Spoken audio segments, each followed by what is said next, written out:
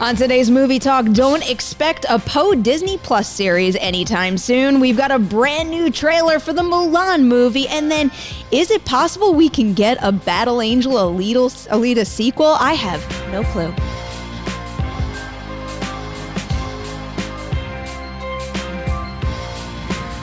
Did I reverse the title on that one? It's Alita Battle Angel or Battle Angel Alita. I'll still never be able to say it right, but maybe I will when I finally see the movie. We'll get to that. All right, I got to introduce my panelists. I am Perry. I'm back today. Sadly, I'm gone tomorrow, but Roka's going to be back in the hot seat, and it will be a great show. But today, it's me, Matt Donato, and Emma Fife. Yay! You know how I feel about your t-shirts, but right now we have to talk about that really cool jacket that Emma's wearing. I'm very jealous. It's I like a brocade a rose bomber jacket. It's a Rent the Runway situation. Not sponsored. It's a good one. But I do enjoy Rent the Runway. As do I. Yeah. I will back you up on that. Yeah. And you've got matching earrings? What are your earrings? Oh, these actually are the Rose Crest from Revolutionary Girl Utena. Okay. Just dropping some anime right off the bat here, which really will tie in very well to our last story about Alita Battle Angel or Battle Angel Alita. It's both. Okay, I'm just going to keep calling. I'm going to keep it simple and just say Alita from now on. That's fine, right? I don't know which one the movie, the Rob Rodriguez movie was. I feel like it's properly. Wait, is this a confusing issue for everyone? I don't know. Because the manga, I had a hard time with it. and because the manga and the OVA, the like direct-to-video animation, is like translated both ways as Battle Angel Alita and Alita Battle Angel. Got it. Okay. It's also because when you're writing up stories about a specific thing, searchability, it's like, is Battle Angel Alita better? Is Alita better? Or is Alita Battle? I don't know. So I've thought so many things through over the course of that movie's release, but not the movie itself, because I still haven't seen it. You dressed appropriately for the witching hour because Haley is off on a Brazil adventure today. So it's the two of us, and we're talking about Christmas horror movies. We are. So I brought my Anna and the Apocalypse out, which I finally did get around to watching. Yeah, I liked it quite a bit. I have to tell you, I saw the ads for it, and it looks like exactly my kind of movie, and yet I still have not seen it. So it is like it's very high on my list. And Amazon Prime right now. It is? Oh, yeah. I'm gonna fix that. Have any travel plans coming up? Pronto? No. Because that's why I watched it, because on my way back from the Jumanji junket, it's like I was sitting there, I didn't feel like taking out my laptop, so I looked on the screen and that was there. And it was. So see, there's a real thing. So someone in film school once said to me, name all of your movies like A through C so that they appear higher up on the VOD menu. So true. Smart. Because it was Anna the first thing that caught my eye, and I watched it. And did you love it? I did love it quite a bit. It's hard not. Everyone should. It's hard not to love a movie like that. I don't really love this first story today, just because it could mean that we're not going to explore certain characters from the new Star Wars trilogy on a Disney Plus series, something that I think would have a whole lot of potential, but it doesn't look like two of them are interested. So we've got a report from Variety, and they spoke to John Boyega, and apparently they asked him what it would take for him to return to Star Wars. And he had said something along the lines of, you ain't going to Disney Plus me. I ain't getting no Disney Plus. I'm watching it though, but I'll stay in the feature films. And when they followed that up by asking him if he would be interested in coming back for another movie, he said, as long as Daisy and Oscar are down for it, then I'll come back. So I don't know, maybe another movie will be in Boyega's future, but we will have to wait and see Rise of Skywalker until we could figure that out. But I also had the opportunity to attend that junket, and when I spoke to Oscar Isaac, I had asked him if he got the opportunity to get a Poe Disney Plus series, would he take it? This is what he told me. If you guys had the opportunity to continue your character stories on a Disney Plus series, would you take it? Nope. I fucking love you. And you get $3 million an episode. Cashing in my chips. So I wasn't really expecting such a firm no on that one. I thought that, I don't know, you go into these things and they like to keep the door cracked open for future opportunities. So I thought, I don't know about that. This feels like a good conclusion for the character, but if they considered it, maybe I would too. But no, that felt like a real from the heart no. And I like that too, because you don't need all the primary characters in a Disney Plus series or in these series anyway, because you have so many storylines going on in the Star Wars universe. something like Disney Plus, where you can kind of play around a little more and you don't have to stick with the continuity that's going on immediately. You get to pick those characters who don't get the screen time that they might, versus a Poe, versus all these other major characters, and you can make them into major characters in their own way. So I like the fact that I'm sort of two minds about this, because obviously, you look at something like The Mandalorian, which has been tremendously successful, though I have to admit, I do think that some of the success of that series has been that there's not a lot of emotional expectations tied into it, because it is basically exclusively characters we have never seen before. It's types of characters we have explored before, but the individual characters that are leading the series are fresh. So I think that if you started to do a Disney Plus series, and it'll be interesting to see what happens somewhat with the Cassian Andor series, because there is some emotional expectation tied to him since he's already appeared in Rogue One, but especially the Obi-Wan series. That is a character who people have a lot of emotional investment in, and also probably have some pretty strong ideas about the way they want that story to go. Whereas with The Mandalorian, you're not dealing with that. Now, my feeling right now is that there is a tendency, and it's not just Star Wars, it's everything, to over-explain every single plot point. So from that perspective, I kind of like the idea of not getting a Disney Plus series about Poe Dameron, even though I love Poe. Poe is probably my favorite character of the new trilogy. I think that he's had super interesting character development, and I really enjoy him. But at the same time, I'm with you, Matt, that the primary characters, they're getting their screen time, they're getting their stories in these movies, so they don't necessarily need a Disney Plus series, which could kind of feel like a cash grab. And I was going to say, the cash thing alone, I mean, no one's in it for the cash in this. These are people that actually like the Star Wars and stuff like that. And so I get that, but also you have to look at the actors playing these major characters. And I mean, that's the other part of this. And I'm not saying that any actor is higher up than any other one, or but reality, Oscar Isaac is getting a lot more offers than some of the people in Star Wars, where some people can take Star Wars and make it their own and kind of make their career built on that. You have a bunch of these John Boyegas and stuff who now have careers outside of Star Wars. So getting them to be on a full running series, let alone a film, it just doesn't make as much sense. And it also makes more sense why we get the lesser characters who haven't been developed as much yet. Yeah. Well, just to play devil's advocate a little, look at the Disney Plus Marvel shows. I know. Right. Lizzie Olsen probably has a whole lot of offers. She definitely does. Yeah, Right. I mean, really, now that I'm thinking about it, they're all kind of busy. But that didn't start until after we got the Netflix Marvel stuff for a while. So where it was supplementary Marvel things. That's an interesting point. They've been building up to that for a long time, where I feel like Star Wars hasn't been releasing 3 or 4 movies a year. Yeah. I mean, they're still only on 1 a year, if even. And who knows? Should the Obi-Wan series be wildly successful, which I really believe that it will, because Ewan McGregor loves that character and has been wanting to return as Obi-Wan for so long. You've got Deborah Chow directing the whole series, who's an immensely talented director. They may change their minds. Yeah. I don't know. The greedy bits in me do want more Poe, because I'm a big fan of that character. And I mean, I'm going to get sensitive when Rise of Skywalker ends and we got to say goodbye to them. Disney Plus series all about the romance between Finn and Poe. I mean, sign me up. I want that 3 years ago. Part of the reason why I think I would leave, if you just teed up, I don't know, the 3 or 4 main characters from the new trilogy, Kylo, Poe, Rey, and Finn, and asked me, which one would you want a Disney Plus series for? I would pick Poe, just because I have an obsession with X-Wing pilots. Yeah. To pivot that, though, what about Snap? I would watch a Snap Wexley Why series. not get a series for him? I don't know.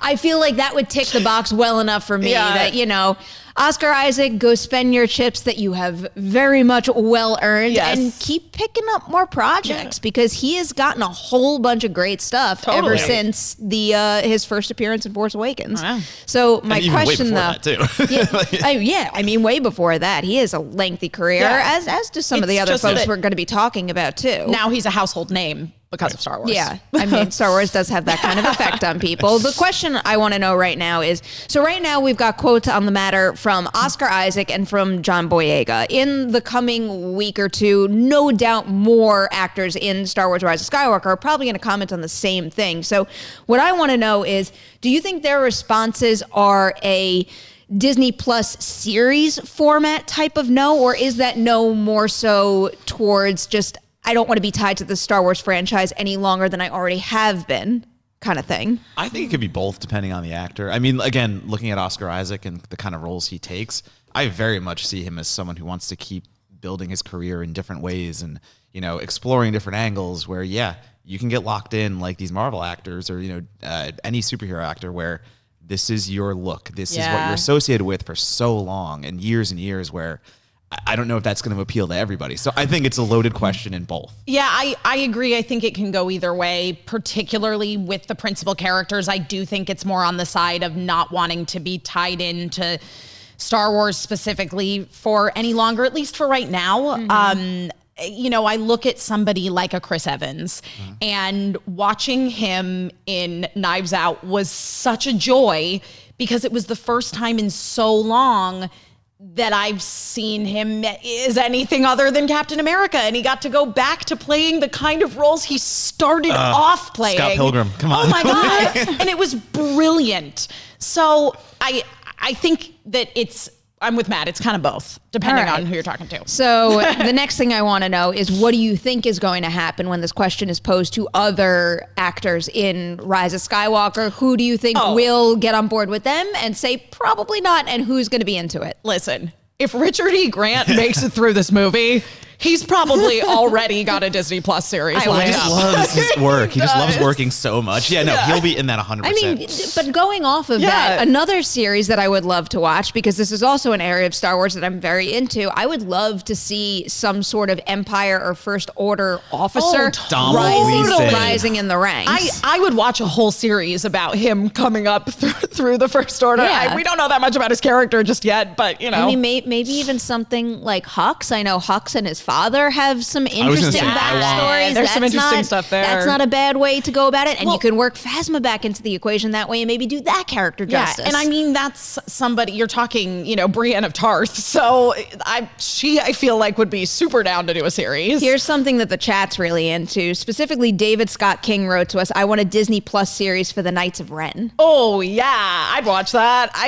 Okay, we haven't seen him yet, but I said on Jedi Council last week that I really want them to be this era's Inquisitors, which basically, if you don't know what Inquisitors are, they like... An Inquisitor series, too, please. I'd watch an Inquisitor series. Are you kidding me? But yeah, so they kind of like hunted down the remaining Jedi after the execution of Order 66 in that nebulous time period between the fall of the Old Republic and the start of the Galactic War. So I want that immediately. Yeah. I want that. That's the kind of stuff I want to see explored, the things that we don't get in the actual continuity of the film. Yeah. Two reasons why I don't think a Knights of Ren series is going to happen. One, because I think it's too heavily tied to Kylo. And I really do think that this will be the end for all four of those characters. Yeah. Maybe not for good, because you never know what could happen, especially like with what we're seeing with Obi-Wan years down the line. Maybe they could come back into the fold, but I think it's going to be the end of them for a little while. But someone did mention something to me at the junket that makes me think we're gonna get a good deal of Knights of Ren. I mean, like something a little substantial and something that does, you know, work with this whole idea of Rise of Skywalker, bringing the Skywalker saga to a close. So I have a feeling that they're gonna try to, you know, close the book on that question mark a little more than we might have expected before. And also I think you can get creative too with that, where, you know, a lot of the Star Wars films that had kind of the same tone, and now like the show is a little bit, and you know, just what you're describing, like a Knights of Ren thing, you can get really dark with that, and you can do something different in the Star Wars universe. And again, looking at different cinematic universes, go to Marvel, they're having a ton of fun playing with every subgenre they can kind of have at with. So now Star Wars gets to start doing that with these shows.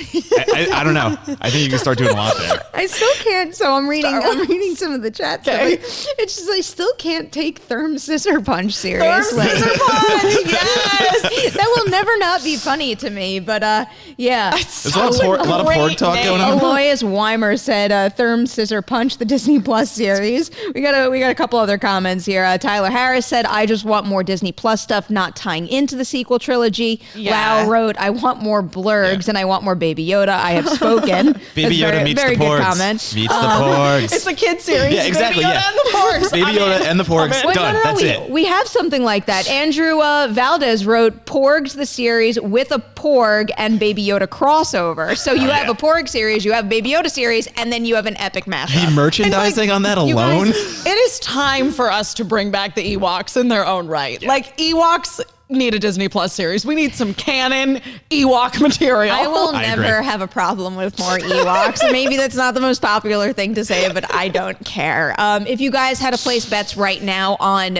which character would be the next to be announced for a Disney Plus series, who would you pick and why?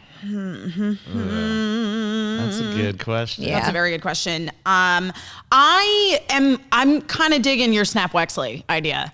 Especially because there's so much with like his mom and the Battle of Jakku and stuff. I would love if they start to play into the book material more. That's what I was going to say. Like I think it's going to be something we haven't seen hand. in the films. I think it's going to be something that comes out of nowhere where it's from the books or something of that nature, not that we know. Or even like I would really love a whole series from the perspective of a droid. Yeah, great. Something we haven't seen before. It's like a workplace comedy. Just a droid, like.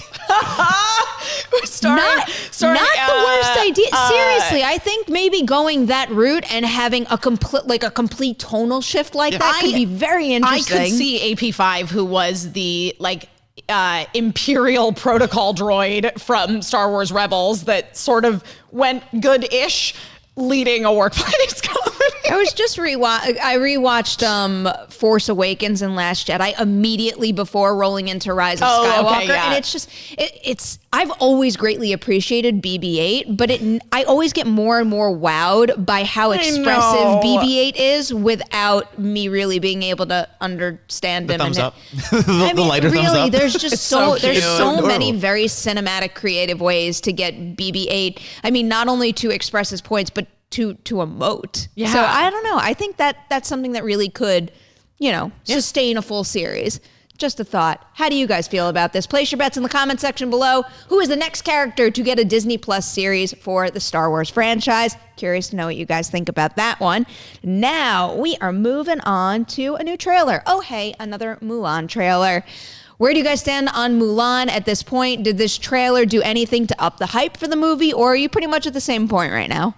I'm going to say that I am more hyped at this point. This trailer, not to say that Disney has ever been fan servicing or not caring about what they put out in the live actions, but this to me feels like they actually care about a movie they're putting out. It's not just a shot-for-shot recreation of the animation.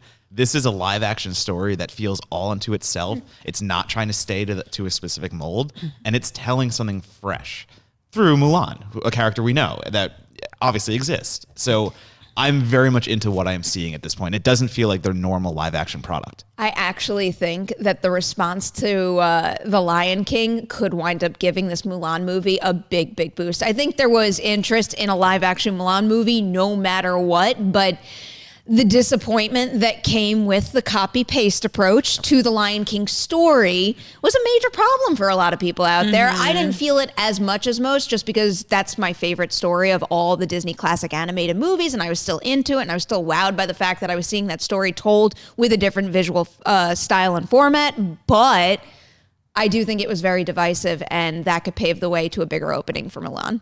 Yeah, I was already so hyped for this movie. This trailer it elevated my hype to an extreme level, and I'm pretty neutral on most of the live action Disney films, but much like you were saying, Matt, it looks like instead of just making a carbon copy of the movie they already have, the animated film, which I love the animated Mulan, and that will always exist, and that's great for what it is, and this is going to be something that is different. It's the same basic premise, but I think they're going back to the source material, to the Ballad of Mulan, and pulling other stuff from that, and just the fact that they're using all of these actual Chinese actors is unbelievable, and it looks like a historical drama, and I cannot freaking wait. I was with surprised. Donnie Yen. Yeah, with Donnie Yen. Drama with Donnie Yen. This trailer felt very adult to me. Yeah. It felt very mature, and it also,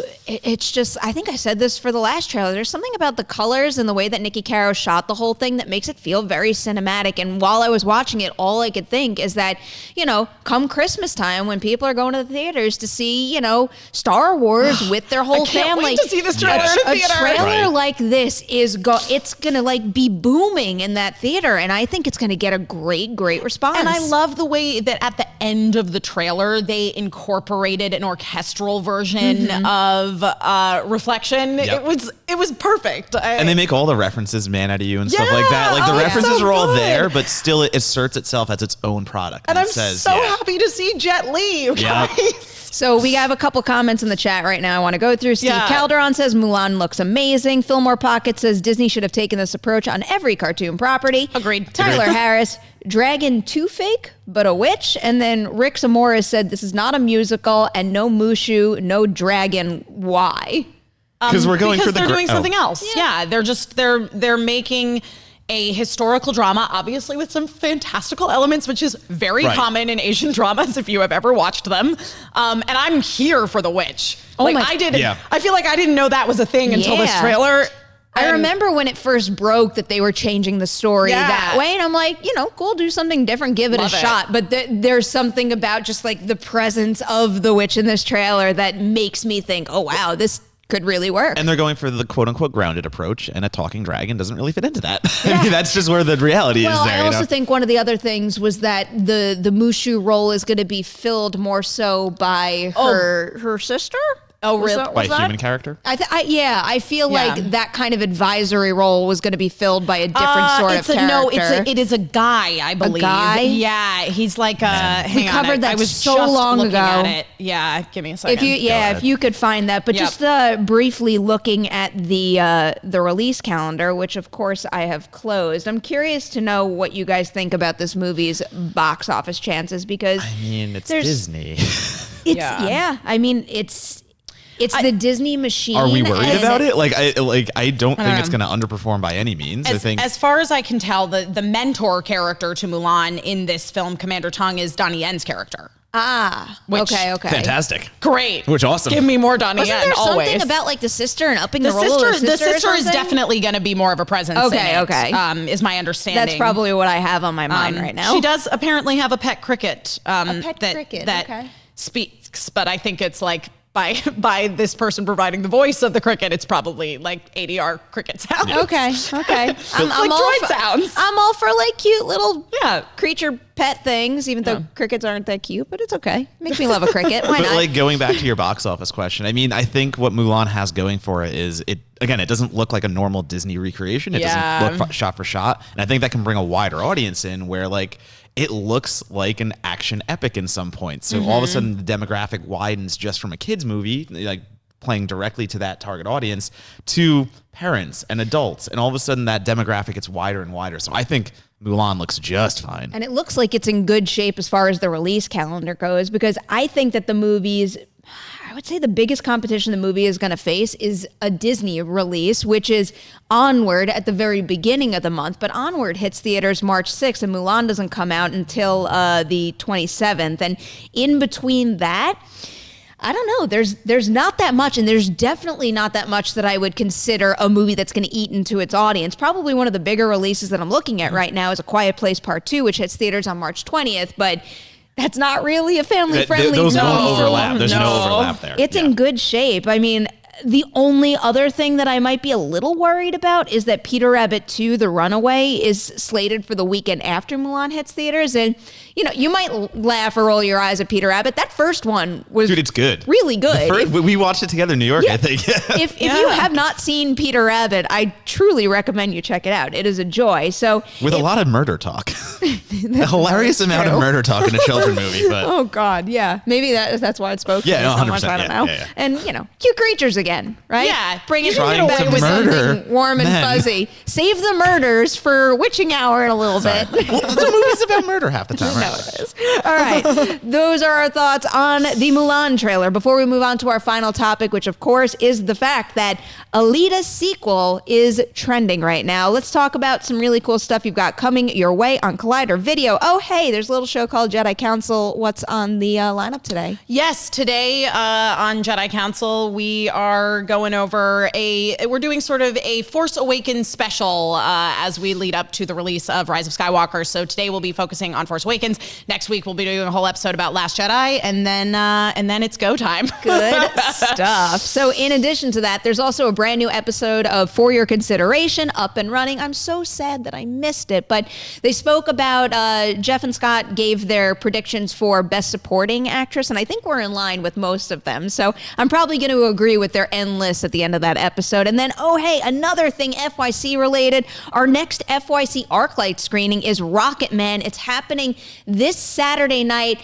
Such a cool Q&A here. I'm so excited that I get to moderate this one with director Dexter Fletcher and stars Jamie Bell and Taron Egerton. It's going to be a really good time. If you have not gotten your tickets already, you could find all the information on how to do so on Collider.com. Hope to see you there. Now, one more thing to tease. Riley Roundtable. Here's a promo. Hey guys, it's Riley here. Let me tell you about the Riley Roundtable. You know it, right? It drops every Thursday on Collider Conversations, and I have guests from all across the space. John Roca, Gray Drake, Alexander Desplat came on at one point. We talk everything from movies, we talk about life, and everything in between. What do you want to hear? What do you want to talk about? It's the Riley Roundtable every Thursday on Collider Conversations. You get it there.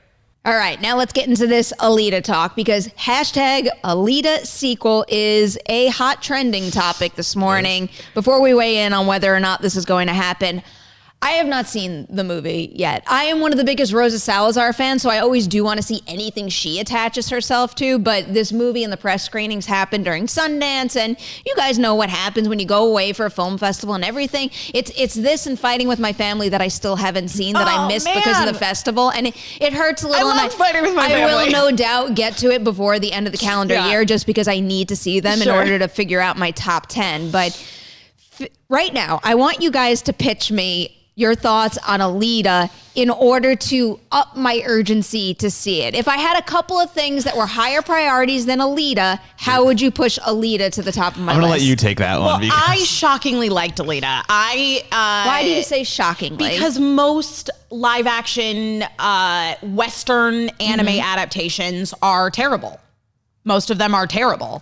And this one was not. So I think that some of it was my expectations were extremely low. So it exceeded them immensely. I was somebody that in watching the trailers was really weirded out by the choice they made to have Rosa Salazar kind of look like an anime character while everybody else looked more or less normal. But weirdly, in the actual visuals of the film, it worked. I saw it in the Dolby Theater over at AMC. So I was in this I felt very immersed in the world. I thought the world building was really, really good. The story was simple. They simplified some stuff from the source material in a way that I thought was really smart, where they shifted a lot of the focus to be on the relationship between the characters. Mahershala Ali is great as the villain. He literally, if you could take the character from the manga and translate it to a person, that's what I would say about Mahershala. And also Christoph Waltz is it's perfect casting. I have a follow-up question for you, because part of the reason why I think the urgency to see it kind of waned for me is because I heard it was very much a big screen spectacle, and that's not an option for me anymore. Sure. Yeah. Does it still play well, or do you think it could still play well on a small screen? I think it is definitely a better theater experience than a small screen experience. I can't argue against that by any stretch of the imagination, but I think I was very pleasantly surprised by how much I enjoyed Alita. Okay, Here's well done. I'm worried. Here my it comes. rebuttal here. No, I mean, I'm agreeing with you. I saw it in the Dolby as well. Yeah. The visuals and the world building are easily the best parts of it. Yes. And that translates to a great on-screen experience. Right. I don't know how much that's going to translate to a watching at home experience, because to me, while yes, Mahershala, brilliant casting, Rosa Salazar, great job, love Christoph Waltz. The story itself, while simplistic, it's one of those franchise films that thought about the franchise before actually getting past the first movie. So for me, I'm watching this movie that is building all these elements, but as teases. You're not actually developing anything that we're watching right now. It's like, oh, this is going to be important later. Motorball is going to be more important later. Like all this stuff is going to be more important when we get to movie 2 or 3.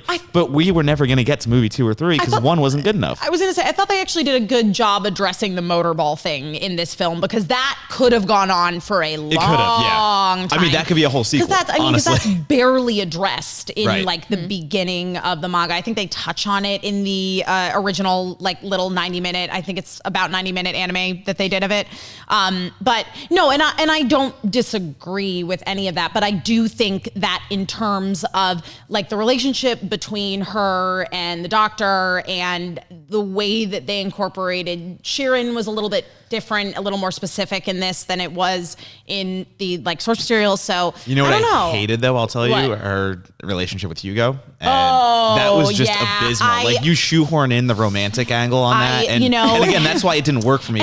And that's another one of those things where they were bringing in something from the manga, from the OVA, and it was. I thought it was fine. I thought it was the least interesting part of the movie. I laughed so hard at the end when whatever happens to Hugo happens. Yeah. I died. Because it's you try to build this entire emotional arc. And again, in this one film, where you're also trying to tease 2 films to come that might not, and all these things. Yeah. And to me, you just get lost in the sense that if you tell a good story on the first movie, those sequels will follow. People will care at that point. But when you start thinking about the franchise before you actually get there, that's where you lose me. So Emma, for you, is it safe to assume that because you liked this first Alita movie, you want to see a sequel? I would watch a sequel for sure, yeah. So now how I'm going to rephrase that for you, Matt, is even though you didn't love this movie, but you saw the seeds being planted for future movies, was that enough to make you want another installment? I mean, if it means that they tell it in a way that's not as muddled, yes, agreed. I think redemption is the word because I saw where they could go with this. And again, looks beautiful. I want to see more with the technology and that stuff of the actual filmmaking. So yes, I would see a sequel. So now the thing that we have to bring into the equation here is box office and spending. So just to recap a little here, worldwide, Alita made $404.9 million. That was broken down to $85.7 million domestically, and then internationally, it made $319 million.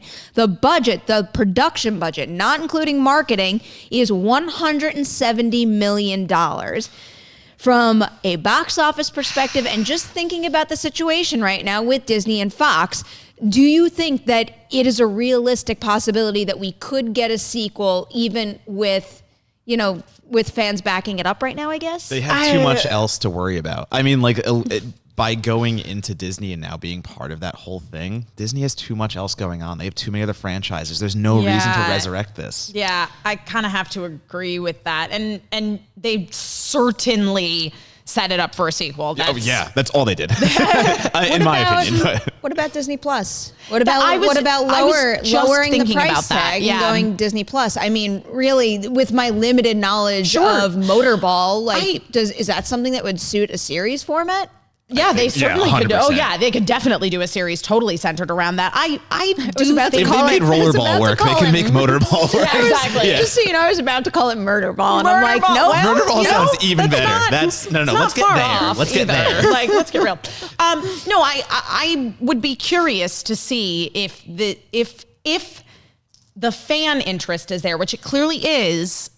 I think there's a possibility of it going to a Disney Plus kind of series. Is it going to be the sequels that they were building? Probably not. How valuable is this kind of fan interest? I'm not trying to take I think any fan who's passionate enough about something like this to tweet and try to push something like this, all the power to you. But I think one of the articles, I read it the crack of dawn, so these figures could change, is something I think 12,000 Twitter users having backed and that this was hashtag. By 7:30 this morning, because it was the same article, but that's 12,000 viewers. I mean, look at the big picture there. That's a big number when you think about it, but that's nothing compared to viewership of TV shows and stuff. This is obviously this is apples and oranges, but it's the same sort of idea. Back in the 90s, 12,000 people got Sailor Moon to be picked up again for syndication because of a petition that they signed. So, you never know. Streaming makes it more of a possibility. All right. Yes, that's place your bets on 2 things right now. Oh, God. If we will get a second Alita movie, and then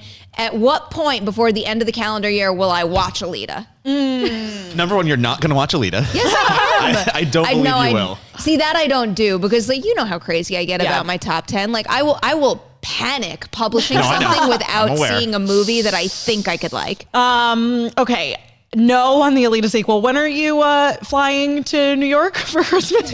Right, yeah, exactly. This is like I know her that's a fair schedule too. point. It's just not working. That's when you're going to watch Alita. Well, I'll watch it on a plane. Yeah.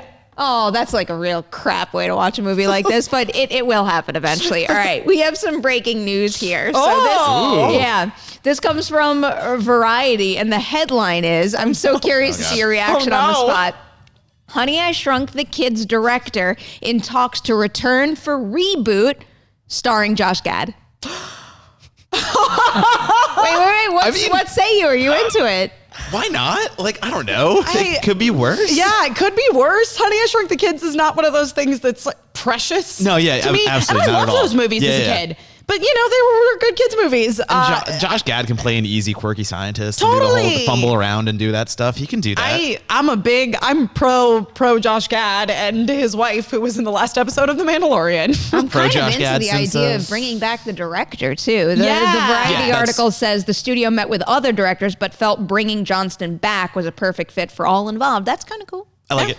I'm fine with it. Again, I no think I'm into precious it. memories there. So I think I'm into it, and it's just, It's fun. you know, And it's such an easy like concept to do Yeah. also because you can do all of those effects practically. and you can modernize it. Oh, It's yeah. like you can easily add bells and whistles to like Sure. keep the core intact, but make it feel fresh and fun. And I don't know. I just think I think this is a good series for Josh Gad. I know some folks out there don't have as much patience for Josh Gad when it comes to like the heightened comedy type stuff. Sure. But whoever he's thinks an that should go watch Little Monsters Oh my because God. he kills Little Monsters. I think I even wrote that in my review, though, that depending on how you feel about Josh Gad comedy, that role can go one way or True. the other. Yeah. But it's a perfect He match. showed some range Perfect there. match. Yeah, but yeah. I just think he's a super talented individual, and this could be a really good fit for him. I was just listening to his new song from Frozen 2 in the car on my it's drive so over here, and the good. more I listen to it, It's the more I so love it. good. I don't know if it's just stuck in my head, but I'm pretty sure somebody in the area of my apartment was blasting Into the Unknown this morning.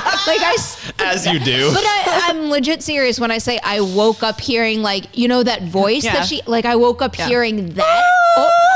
Over and over and over, where I'm convinced now it when I wake up was hearing not it wasn't in my head. I'm convinced it was being played. I don't know, whatever. All right, let's get into some of these just live chat imagining questions. things. I'm losing my mind. It's that time of year. As one All right, does. I know, really. All right, let's take this question here from Jonathan Caro, who wants to know. Oh, I didn't even look at this list. I have to look it up. Thoughts on AFI's top 10 movies. Oh, I did see this of 2019. Does it align with your predictions for Best Picture nominations? Let me bring this. I know, up I'm really bringing it I'm up too. Googling very quickly. I just think want to I be might right. be confusing their list with a bunch of the local critics organizations Yes, have yes, started yes, yes. New announcing York Film just did nominations that, and winners. yeah. We had the Gotham Awards. So there's a lot of like best of the year list type stuff coming out right now. Okay, Sorry, I'm motion doing it. picture I'm of the doing year. it. All right, yeah, Okay, here we go. we've got There the you go. list. Okay.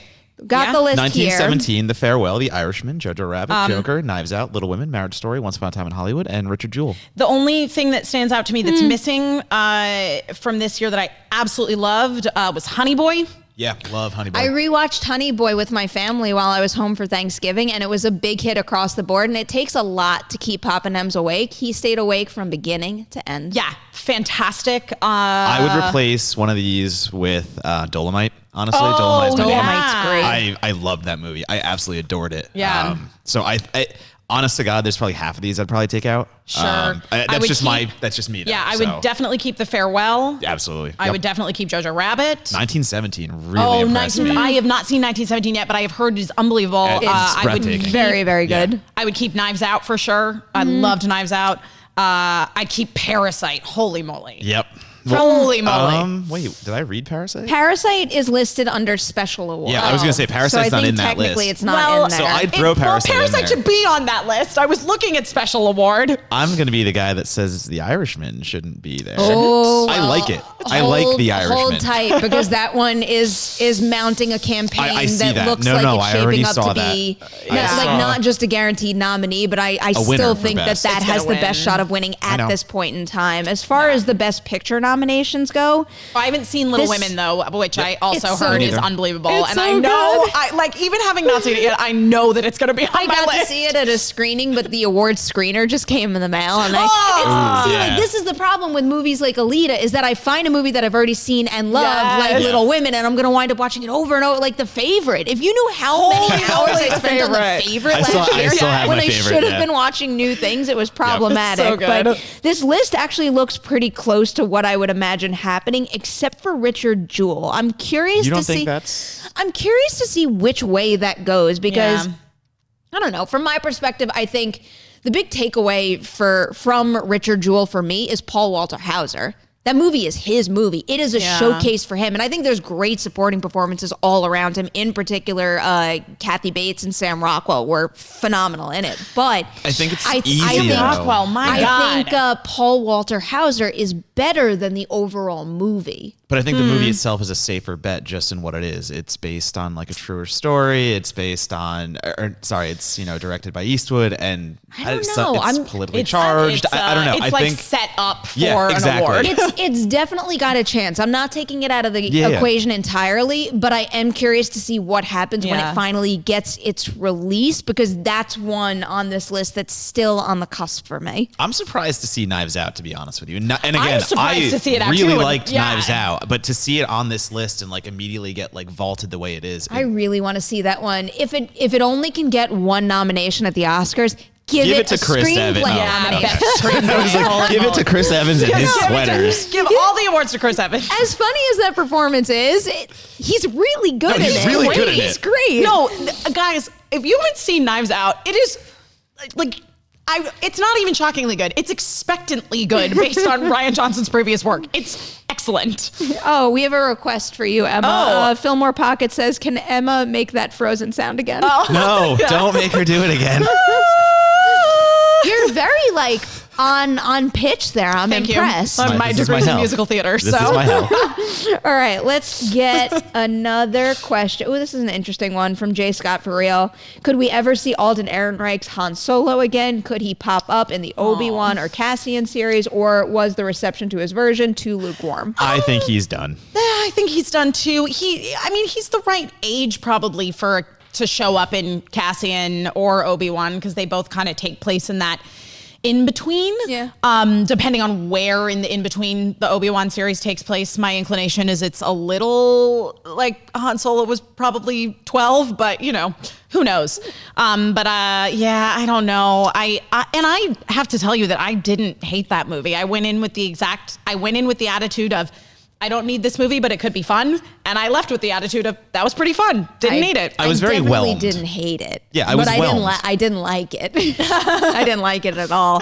And which was so hard to stomach, I think, because of how much we liked the other Star Wars and things of that nature. Yeah. So you have all these good Yeah. properties coming out, and then you get one that's just basic, bland Wonder Bread kind of stuff, and you're like, Sure. all right. I tried to open my mind, so all I wanted on my second viewing of that movie was to see and feel what everybody else was digging so much, and I just I couldn't. And the other way to look at that is, I love Last Jedi, but in my rewatches, I can fully understand why some don't like other elements, but I was never able to connect with Why Solo people that like same Solo. way. I had a friend who explained it to me who really he really liked Solo a lot. He feels like that might be his favorite of the new iteration of wow. stuff. And he's a little bit older than we are, not a lot. And the way he sort of explained it to me was that he felt like it was the most like what he wanted out of Star Wars, which was just a good time space adventure. Okay. Also, for me, the cinematography was ruined in my screening, which was a critic screening because I saw it at an AMC. And everyone after the film outside of my screening was going oh my God, the visuals were so stunning and the colors popped and they're that so train vibrant. chase was right. bomb. So I walked out going, that was the murkiest, darkest Star Wars film I've ever seen. No. So they showed it in the wrong, however they showed it, the ratios were wrong and the colors just didn't come through as well. So you also had theaters that didn't play it correctly. I'm just curious. Did they send out like an apology after that? Oh, wow, that's upsetting because I hope nobody just made the assumption that was really. I did. I wrote my review that night because it's embargo, of course, and we all know the game. So I write a review going like, "Wow, it was such a drab movie to look at, and this wasn't really that great." And then all of a sudden, I'm reading these reviews that are like, "Oh my God, stunning cinematography," and I'm just like, "Did I see a different movie?" And it turned out I did somehow. Well, hopefully that never happens again. Yikes. All right, let's get in one more Twitter question. This is an interesting one from Steve Calderon. What are your thoughts on Mina Masood saying he hasn't gotten any auditions for new projects despite the success of Aladdin? I'm going to look up the source of that really quick, but does it surprise you to hear that? Going around. So this kind of circles back to the conversation we were having at the top of the show about Star Wars, which is that I think there is a tendency to, back in the day, if this had happened back in the day, and he'd played Aladdin, and the thing is Aladdin made money. Mm-hmm. Yeah. It did quite well at the box office. It did. Yes, he would continue to be typecast, but he would continue to be cast. It is very strange to me, and I wonder if it is a trend that we are going to see now moving forward of actors who are in these projects that are, being fueled by, number one, remake of existing material, and number two, mega star power like Will Smith, kind of being forgotten and left in the background. What do you think the difference is then between Mina Masood and Naomi Scott getting everything? Is it because she was already established from Power Rangers? Some credits. Yeah, I mean, she was in Power Rangers, and she was already in Charlie's Angels. So yeah, I don't know. It's very strange. That's a bummer for him. Well, I mean, it kind of sucks. Yeah, no, I'm saying like it sucks for him. And granted, Aladdin came out this calendar year. True. I mean, for all you know, it hasn't been that long. In the next That's the other thing. I'm like, we just saw Aladdin, Yeah. so like, what are we expecting? Offers to come in literally the next day. But here's another thing is I think now too, because he has been in this big franchise Disney film, he played this character that everybody was familiar with. He's pushed himself into a new actor bracket. So maybe if he weren't in that actor bracket, the competition, he's still be getting a bunch of auditions, but now he's in a bracket where they're calling in like true A-listers, and it sucks that he's being overlooked, but I don't think that's going to last forever. No, and also like, who did we talk about after Aladdin? We were talking about Will Smith and things of that nature. That's the other thing to walk away from here. Yeah. I wasn't really raving about that particular role, so it's like, just because you're in the movie and just because you're playing the lead. He was very good in it. Yeah, he was good. I thought he was very charming. Can't imagine them finding someone better. I saw another movie for that specific role. I saw another movie he was in at South by Southwest called Run This Town, and I don't know what the deal is with the release of that movie, but he was very good in that, and it's a completely different type of film. So we know he's got the range. Yeah. Just to fill in some of the quotes here. So apparently, speaking to the Daily Beast, he explained that, and I'm reading from Yahoo Entertainment right now, that despite the movie topping the box office and making just over $1 billion worldwide, it appears not to have made any difference to his career. Here's a quote from him. "I'm kind of tired of staying quiet about it. I want people to know that it's not always dandelions and roses when you're doing something like Aladdin." Then there's another quote here that says, "He must have made millions. He must be getting all these offers. It's none of those things. I haven't had a single audition since Aladdin came out." That's a bummer. It's a total bummer. But also, you were in Aladdin. I mean, you got the role. And again, it was pretty frequent. That's not to say there's not an issue. No. That's not to say there's not anything behind this that should be looked at. But like, also, you're saying this as someone who was in a majorly successful Disney movie and got the platform. And now it's not been that long. Like, I'd give it time. I don't know. You can't, if you're Mina Masood, compare yourself to the likes of, say, an Oscar Isaacs or somebody who, he's in Star Wars and he's also in a lot of other movies, but he also was working for a really long time before he was in Star Wars. For what it's worth, Will Smith has his back, and he spoke to Variety, and he's quoted as saying, "I haven't spoken to Mina, but he is a spectacular actor, and he has nothing to worry about." Yeah. I will believe that statement and run with it right now. Totally. And that's I fine. think he's in good shape. And he will. And he will flourish as a young actor, and he will struggle for a little bit. But Listen, we all want the next step of our career right now. yeah, exactly. Right, exactly. Yeah. You're Good not point. alone. Why am I not writing for the Times right now? What the hell? Why am I not hosting my own talk show? What the We are heck? all rooting for you, Mina, and we will cover your casting story when it breaks in the near future. All right, we got to say goodbye now. Emma, Matt, thank you so much for spending your morning with me. Of course. To Always. Adam in the booth, Thad in the live chat, thank you guys so much for your help. Again, I am gone tomorrow. We are going to have some cool stuff to show you, though, from this trip that we're taking. So, I don't know, look out on my Instagram at PNemroff. We're going to have a really cool video cut by Remsen on the main channel. And if you enjoyed that Wizard of Oz restoration video we did, he's going to crush it with this video, too. So keep an eye out for it. John Roca will be in the host chair tomorrow. Don't leave this episode without liking and sharing Movie Talk. And there's only one place you go to after you're done with Movie Talk. Collider Live. Enjoy that show. I'll see you Monday.